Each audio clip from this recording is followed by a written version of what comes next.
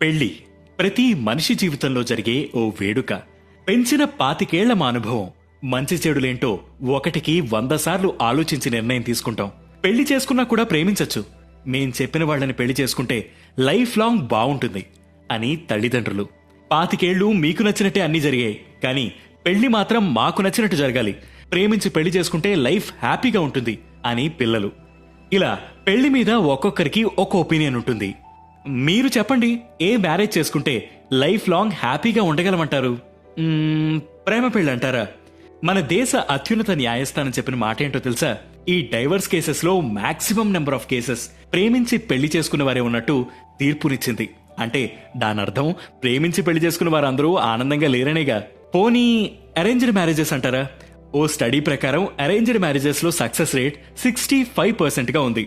అంటే దానర్థం మిగిలిన 35% మంది హ్యాపీగా లేనట్టేగా.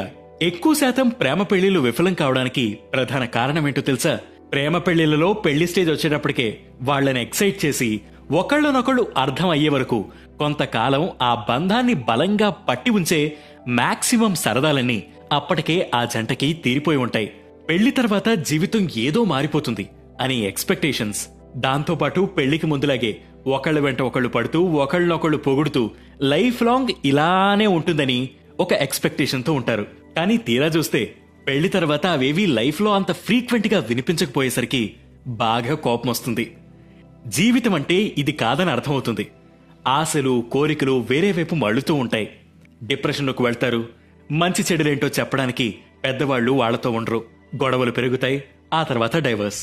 ఇక అరేంజ్డ్ మ్యారేజ్ విషయానికి వస్తే పిల్లోడికి ఆస్తులు ఎంతున్నాయి, ఎంత వాటా వస్తుంది, ఎంత సంపాదిస్తున్నాడు, ఎన్ని కార్లున్నాయి, బంగాళాలున్నాయి, ఇలా మాక్సిమం అరేంజ్డ్ మ్యారేజెస్ అన్ని ఫైనాన్షియల్ స్టేటస్ చూపించి నీ లైఫ్ మారిపోతుంది వీళ్ళని చేసుకుంటే అని పెళ్లికి ఒప్పిస్తారు. పిల్లలు కూడా ఆ ఊహలోనే బతుకుతారు. తీరా పెళ్లైన తర్వాత ఆ ఉద్యోగం పోయినా, ఆస్తులు ఆవిరైపోయినా వాళ్ళ ఎక్స్పెక్టేషన్స్ అన్నీ కొలాప్స్ అయిపోతాయి. గొడవలు, ఆ తర్వాత డైవర్స్.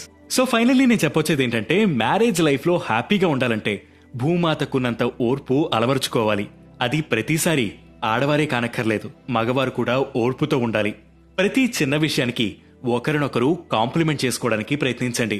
ఎందుకంటే చేసే పనికి గుర్తింపు ఉంటే ఎంత కష్టం వచ్చినా, ఎంత నష్టం వచ్చినా ప్రతిసారి దాన్ని షేర్ చేసుకోవడానికి నేనున్నానన్న విషయాన్ని పదే పదే చెప్తూ ఉండండి.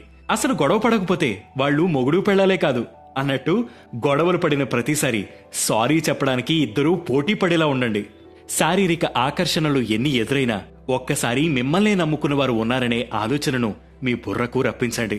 సాధ్యమైనంత వరకు మీ పార్ట్నర్కి నచ్చే పనుల్ని చేయడానికి ట్రై చేయండి. అండ్ ఫైనలీ, మీకు పెళ్లై ఎన్నేళ్లు గడిచినా మీ మధ్య జరిగిన అందమైన రోజుల్ని గుర్తు చేసుకుంటూ ఉంటే అది మిమ్మల్ని, మీ ప్రేమని ఇంకా దగ్గర చేయడానికి బాగా ఉపయోగపడుతుంది. అప్పుడే మీ లైఫ్ హ్యాపీగా ఉంటుంది. ఒకసారి ఇది కూడా ట్రై చేసి చూడండి.